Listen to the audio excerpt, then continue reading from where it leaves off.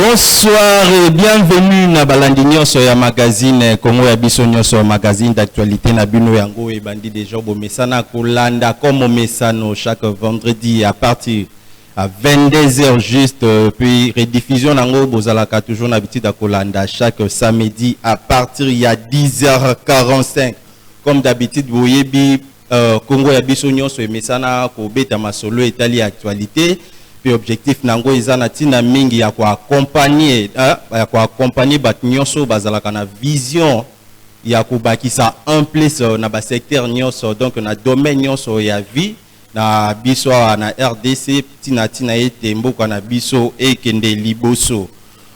ezana masolo misato toko solola ngo na mokolo lelo a retenir eza déjà toyeba conflit entre RDC Rwanda ozo continuer ko sala toujours pas si toujours mona bande ko na biso ko continuer ko kufa na ngambo ya est donc ya ngopeza iloko tokolobele puis rencontre mtomoni président Fachi na ndenge masolo sala makino akende Luanda pona kokuta na Paul Kagame est-ce que bakino baza pour yango ba congolais baza pour yango ou comment donc toko découvrir na invité na biso tokoyoka oizali participation na ye pour na makambo etali sujet wana et puis tokolobela lisusu makambo etali à 62e anniversaire de l'indépendance de la République démocratique du Congo donc quel est le bilan donc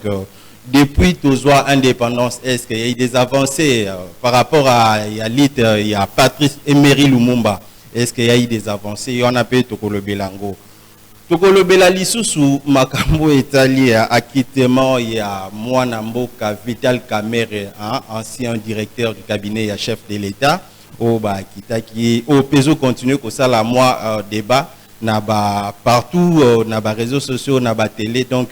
yango pe tokolobela po na mokolo lelo waneza ke no bosimba tozo banda déjà etali émission na biso bobo sanate Dina lobaki bozo landango déjà siko et puis bobo sanate bobo landango lisusu na chaîne na biso YouTube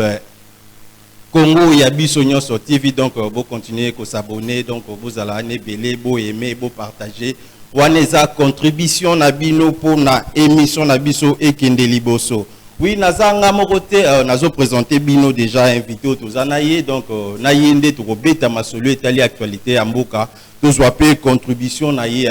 to kapé moi ba idée donc tina émission eza yango wana pona ko memela bino bato bazana ba vision bato bazana ba vision pona ko travailler pona intérêt ya mboka na biso ekende liboso na représenter déjà il s'agit bel et bien de Prosek Emilien Ekofo wazali Prosek ya inape ko na pesi déjà mbote kama ndeko mwana mboka na sepeli mingi na ndenge boyambinga na chaîne na bino pe na particulièrement na émission oyo Congo ya biso nyonso donc ya biso nyonso muto akobasa mutazate Congo ya biso nyonso tozana intérêt ya kobunda pona maso ya Congo ekende liboso tel que zalaki ilite ya Lumumba donc tout ce que déjà na kobeta masolo etali ba sujet na biso mwana mboka Emilien Ekofo. Donc, tokolo bano ya liboso batu baye ba moi présentation sur qui wana procès qui n'a pas ko isabiso ezanini comment parti politique mouvement citoyen ezanini yebisabiso na ntoyeba. Merci ndeko mwana mboka IPENAC ezali un parti politique Union des patriotes nationalistes congolais oyo ngai na zali procès que topé secrétaire provincial ya ville ya province ya Kinshasa donc tous les 24 communes ya Kinshasa mukambi na yango na compte ya parti na biso Union des patriotes nationalistes congolais ezali dengai et Union des patriotes nationalistes tant que vous allez koyoka patriote et nationaliste et balani ndenge moko na kombo na kombo l'émission na yo Congo ya biso nyonso ya biso nyonso ngo na banani Congo ya ba Congolais de talatina tolobi ba patriote batu oyo bazali penza baimboka ya Congo pe ba oyo bazali na bolingo ya mboka oyo pe bazali ko bunda ko sala nyonso pe mboka isala nini etelema selon les rêves ya figure ya moko ya figure emblématique na biso oyo tikotanga awa Lumumba nde talatina ya parti politique wana oyo ezali leloko œuvre na étendue mobimba ya Congo ezali implanté et yango ndenga nazali prosec. Merci mon amboka toloba inapek bozako evre nanga monini parce que ba bloc comme bimebele hein ba parti c'est zo bimebele to talo pe oza nanga monini ya oka biso bato zo soutenir fati o biso bato ngambo côté opposition na bino ezanini ya solo biso tozali ba allié ya Vital Kamerhe tadi tozo koyoka INC et allié ezali na kati na yango na kati ya balie biso ipnake toza na kati na au compte ya regroupement alternance Vital Kamerhe donc alternance 2018 oyo bandaki na kombo ya AVK oyo pe ipnake ezali moko ya ba cofondateur ya regroupement wana pe avec la mutation politique parce que yomoko yebi que politique ezali dynamique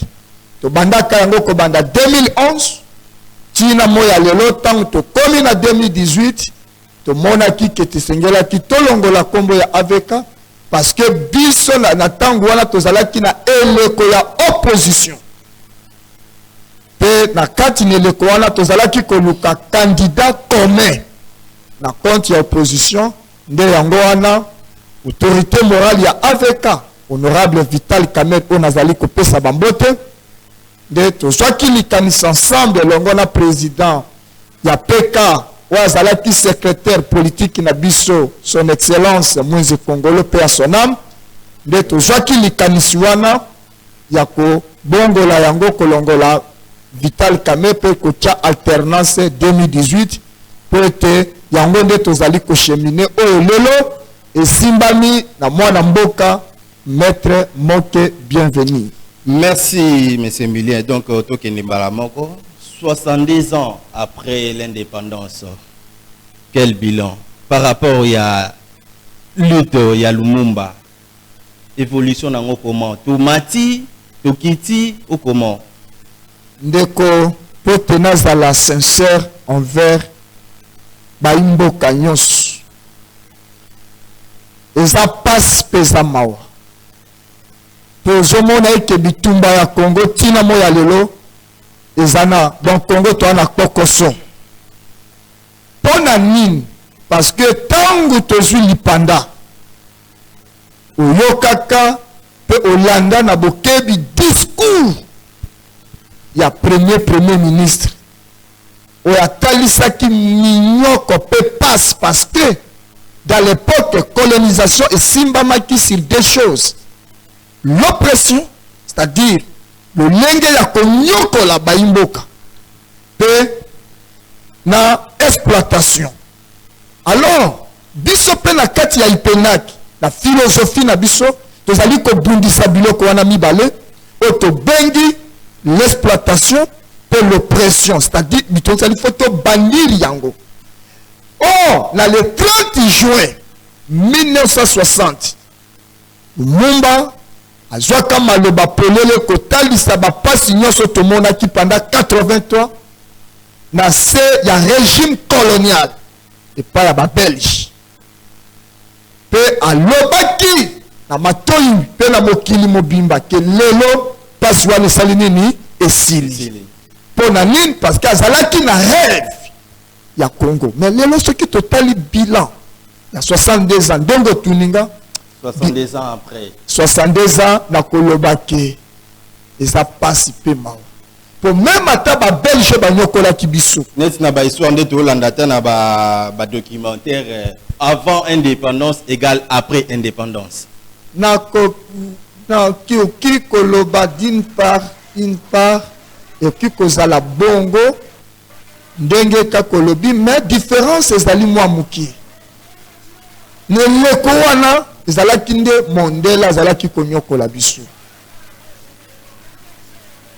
kasi neleko oyo mondele a changé jeu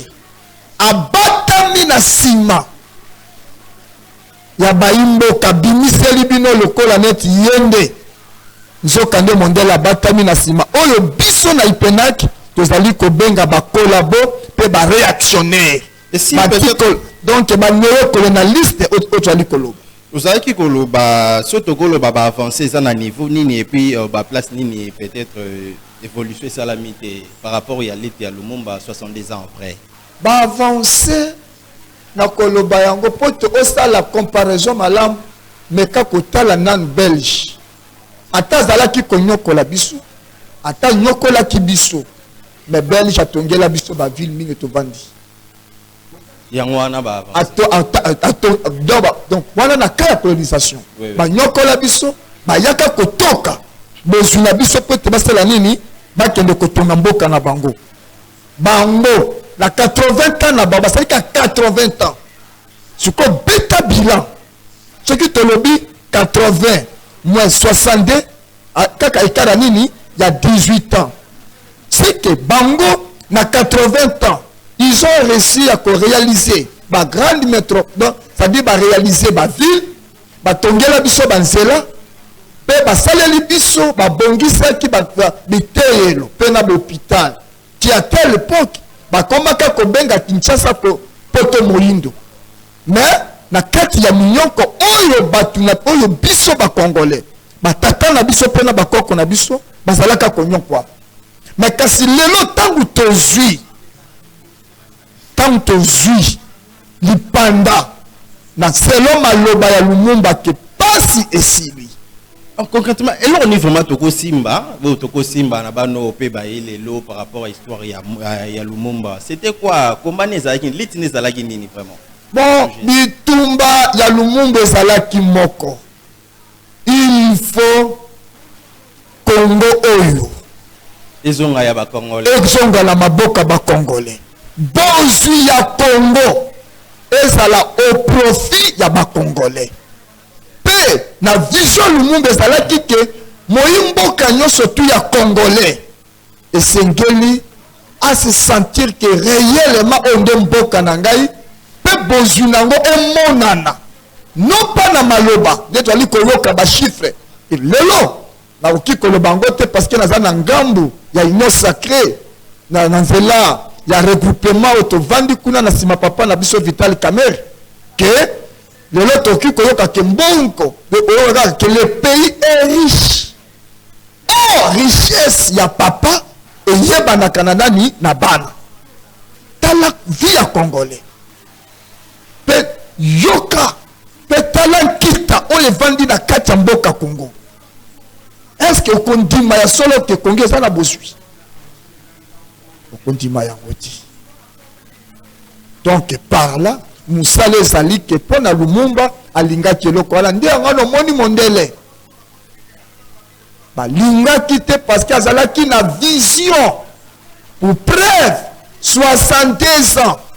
oyo Lumumba alingaki même ata tant toali kosala coopération na biso na bango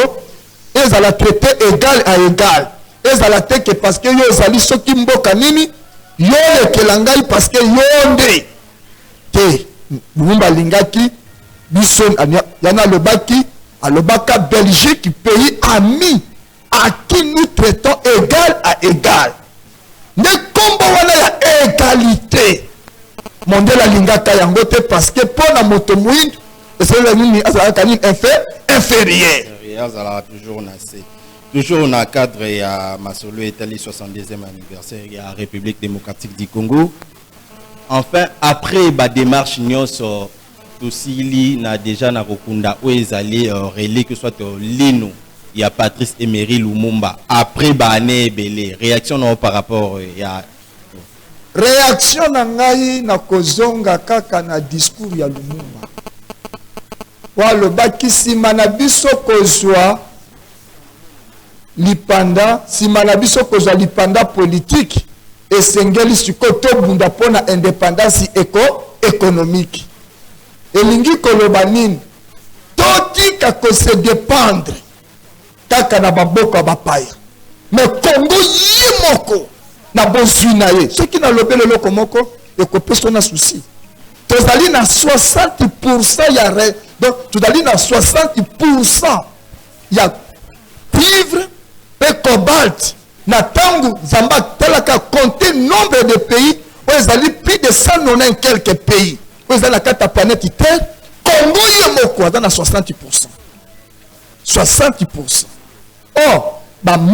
minere wana yango nde simbi économie ya monde. Mais lelo ezala miko tozali koloba ezala TV ezala biloko tout mais bozwi wana ba misusu nde bazali kodondola nango. Lelo mwana Congo azali akomi na posa atika mabele na ye tondi na kita peut-être de kobika libanda. Donc tozali onga na kosenga na mikolo ezali koya pe na bakambi ya mboka oyo tokota na kati ya démarche wana ya acquisition ya indépendance économique to travailler durement. Malgré ça, mon amboka, tout le monde a ezalaki que non réaction par rapport au moni déroulement il y a obsèque pour la mémoire ya Lumumba na ndenge nini balitna amenaki ezwa batin belé finalement Lumumba aza enterré na mboka na ye. Donc moi réaction na yo par rapport ya eloko ngai pona ngai salaki o ndenge nini après mikolo belé batin belé salaki pona ngai sentiment tout d'abord ya passe pour une personnalité lokola Lumumba que azangaki esika notre référence ok ba okiko yeba oyebi ke Congo toyaki na retard na tango bamboka mususu bapesaka déjà Lumumba na bamboka mususu bapesaka déjà Lumumba déjà bayebaka déjà nini Lumumba daka kobunda pona mboka na ye pe lelo biso toyaki ko reconnaître eloko na retard toyaki kosala monument na retard. S'il faut ajouter aussi malgré nzoto na bango monanité moya rosay la bango nde basele Lumumba te faut aussi penser na Paul Maurice et puis na Okito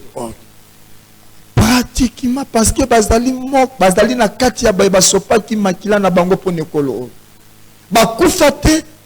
soko tali bandeko wana misatu ozali kotanga Lumumba Paul Okito bazali ko mériter vraiment ba honneur ekoki parce que bango bakufela ki intérêt ya Congo. Donc pour nangai kokunda Lumumba na mabele na ye en tant que bantu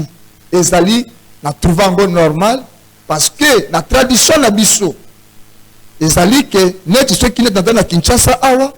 et que na kufilo kola mboka na ngai na Équateur ezali musika na Monkoto eza musika bakozwa manzaka bakozwa suki bakomeme bembe nanga kuna pe bakundi pe basele lingai cimetière pour la kotalisa ye ke bakye kokundanga azongi na mboka na ye na banza nde sikoyo makambo sali nini e bandi makambo bandi totala ki pe utaki koleka mikolo tozwa ki visite ya roi belge ayaki awa tolandaki ba discours na ye malgré kozwa nzoto ya Lumumba et puis tolandaki discours na ye na chef de l'état oyo na nyonso basala Congo selon ba histoire nde tozobeta oui, Ezaki pana Ezaki toujours ba regret ou peut-être bana mboka mususu ba penser peut-être il fallait qu'il pardon mais a utilisé regret et puis président Fachi azalaki pour que non to limbisa nyonso déjà et cas.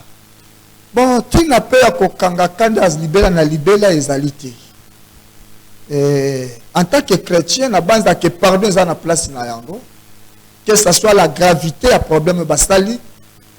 Mais tant que le roi Zali exprimer ba regret na ye yokuto kati mais gouvernement belge Zali ko reconnaître parce que bangonde Azali ba premier suspect ya assassinat na ye oh ba reconnaître ba ye na facilité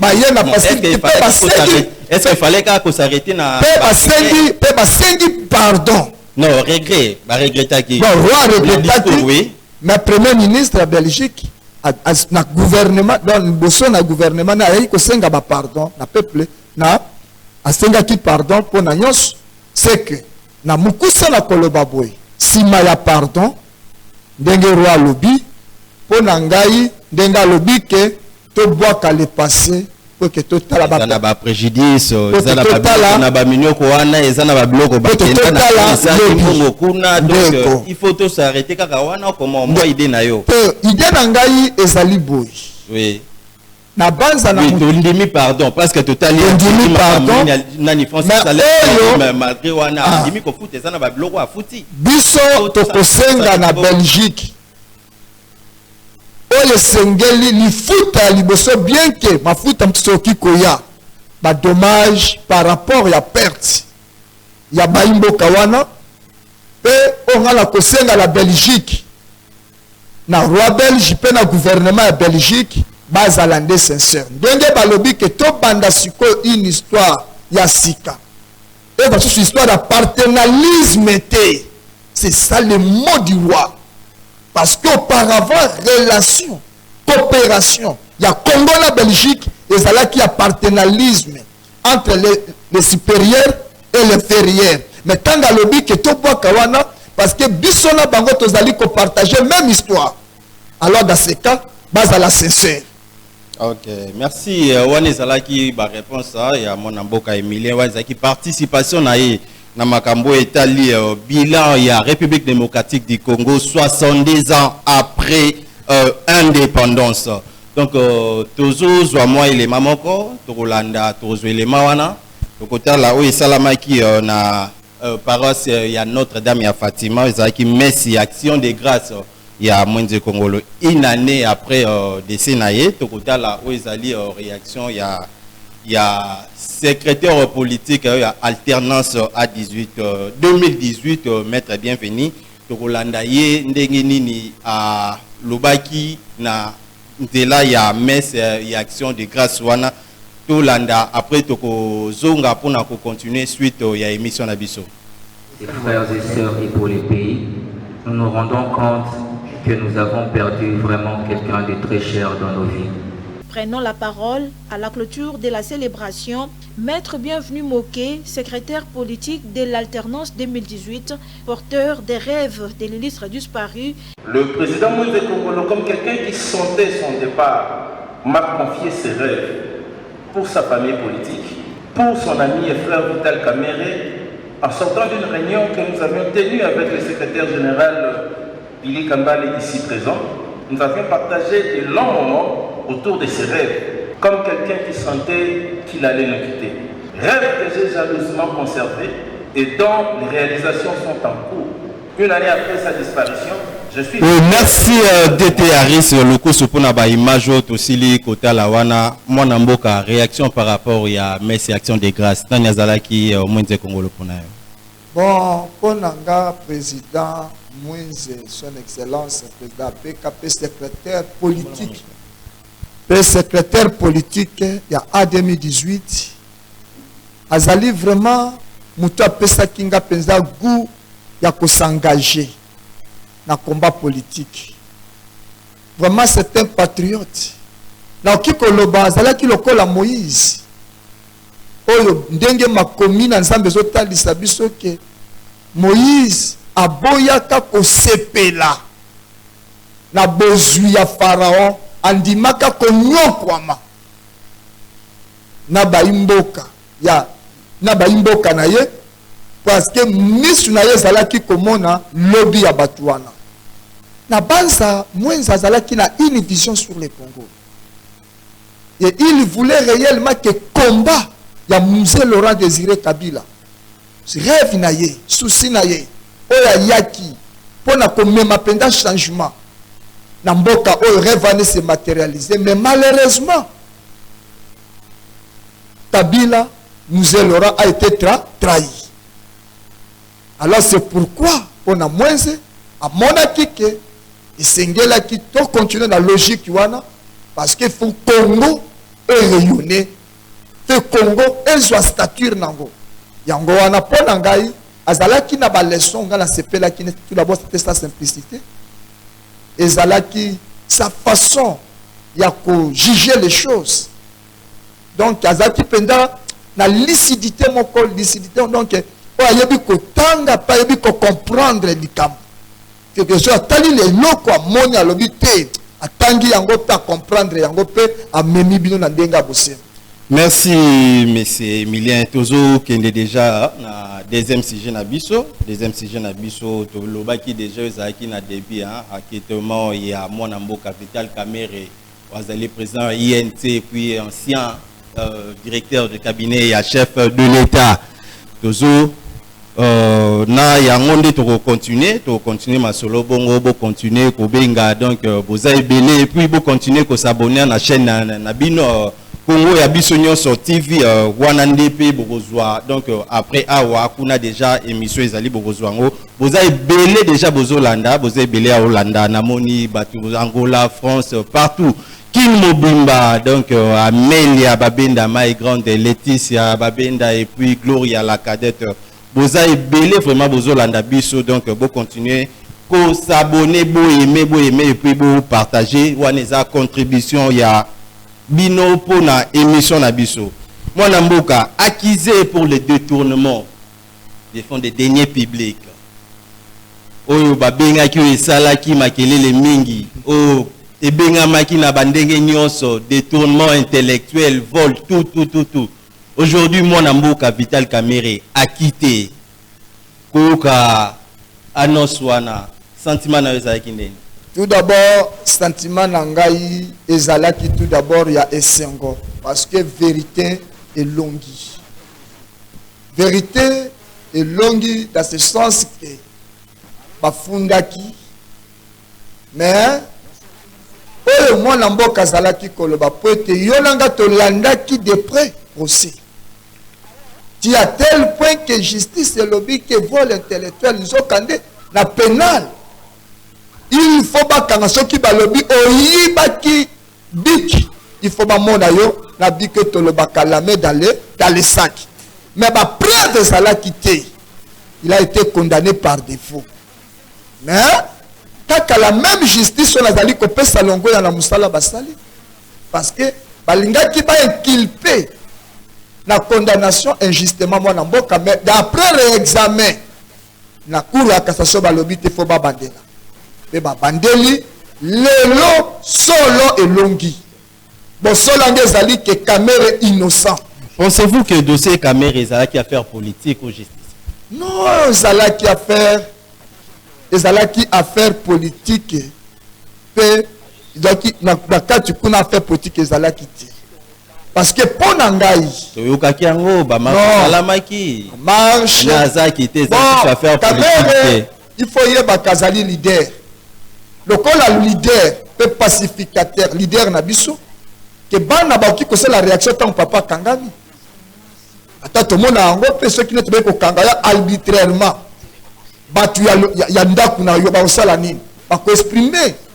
s'exprimer. Mais na kati ya kotala likambwana lokola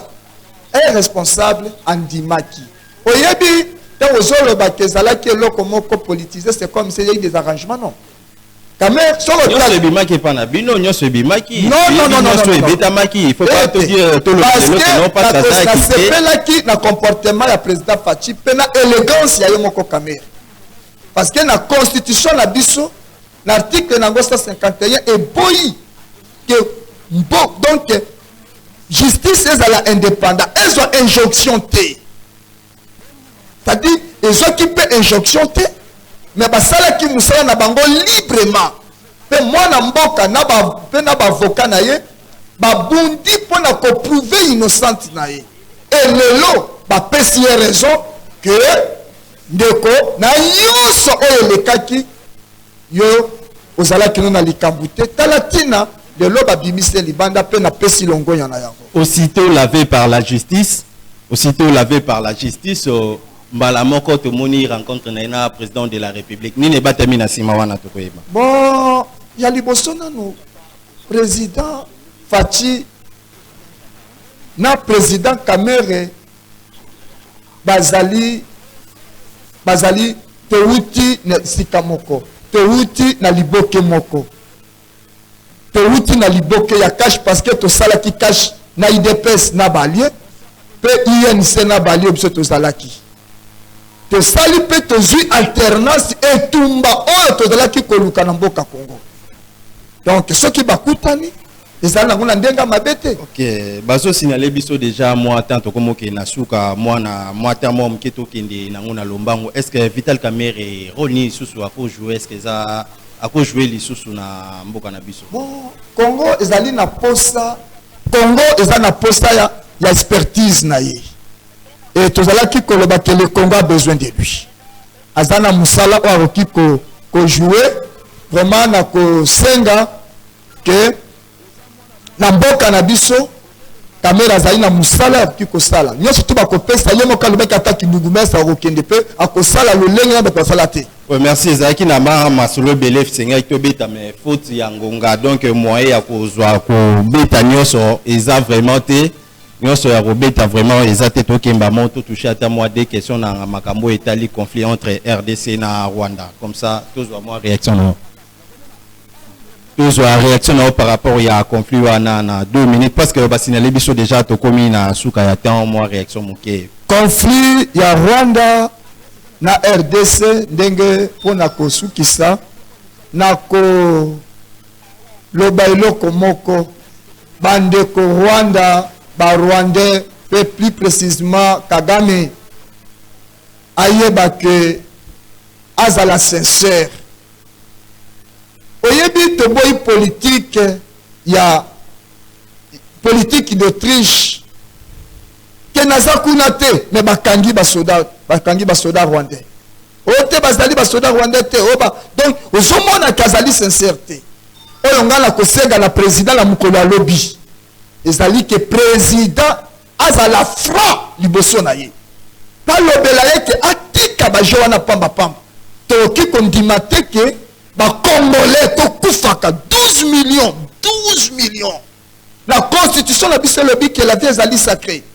Alors atika kotambola likola ba droit ba Congolais. Avant na mboka na Rwanda, atala makambi ya Rwanda. Ouais, merci. Je crois que non la simatorozo attend vraiment ya ko développer makambu nyonso yo faute ya tant aux obligés ya kokata. Je rappelle que na yambaki pour na bino ezali procès que Emilien Kofo donc ezali procès que anapek ina yende to betaki masolo etali Upenak donc procès qui a Upenak donc yende azali to betaki na ye masolo etali actualité ya mboka na biso donc Bon, continuez déjà à s'abonner à la chaîne YouTube Nabino Congo ya biso nyonso nazaki na esengo ya ko présenter binonga Cédric Babenda puis na pesi merci na équipe technique Mobimba ya Believe Télévision on azomona plan médita wa bazaki na sima caméra Aris Lokusu pe bandeko nyonso o basunga ki biso pona ko kota na o ezalaki banda kuna bino na pesi bino merci bo s'abonner na chaîne YouTube ngana bino tokutani mbala sima bye.